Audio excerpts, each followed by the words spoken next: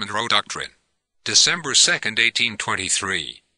The Monroe Doctrine was expressed during President Monroe's 7th annual message to Congress, December 2, 1823.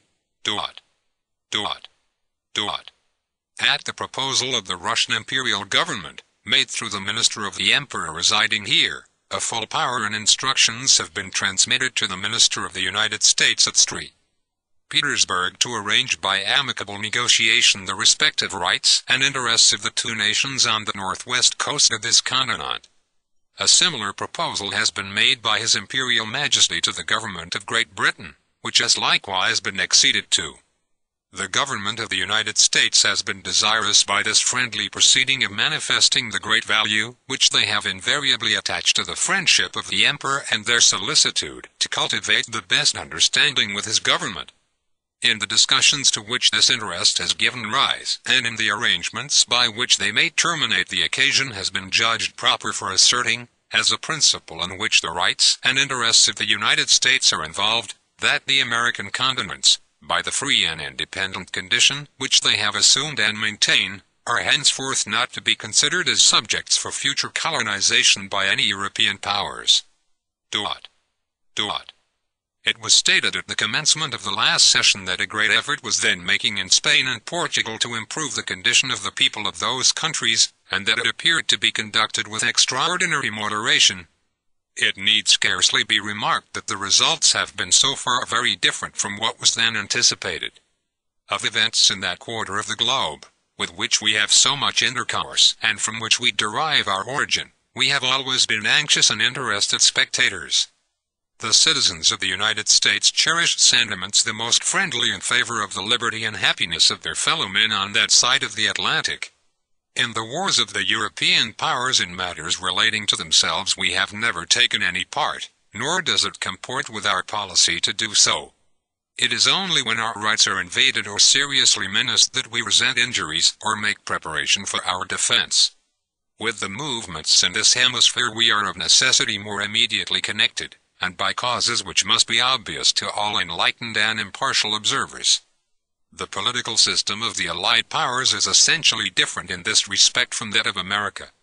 This difference proceeds from that which exists in their respective governments, and to the defense of our own, which has been achieved by the loss of so much blood and treasure, and matured by the wisdom of their most enlightened citizens, and under which we have enjoyed unexampled felicity, this whole nation is devoted.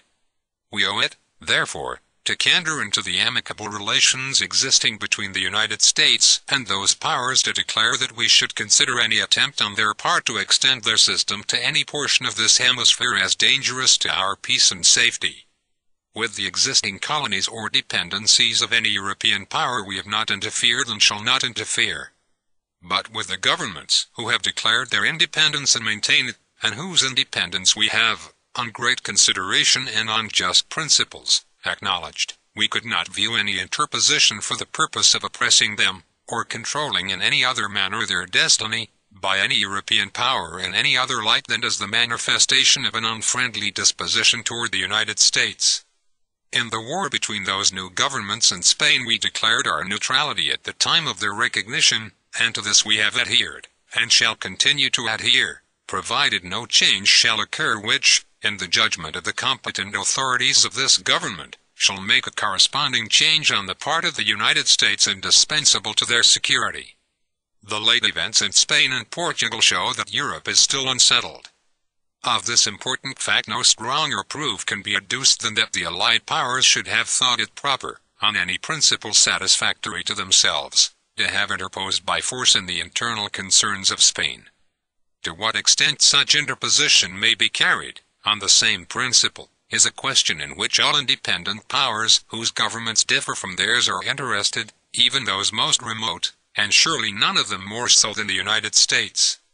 Our policy in regard to Europe, which was adopted at an early stage of the wars which have so long agitated that quarter of the globe, nevertheless remains the same, which is, not to interfere in the internal concerns of any of its powers, to consider the government de facto as the legitimate government for us, to cultivate friendly relations with it, and to preserve those relations by a frank, firm, and manly policy, meeting in all instances the just claims of every power, submitting to injuries from none.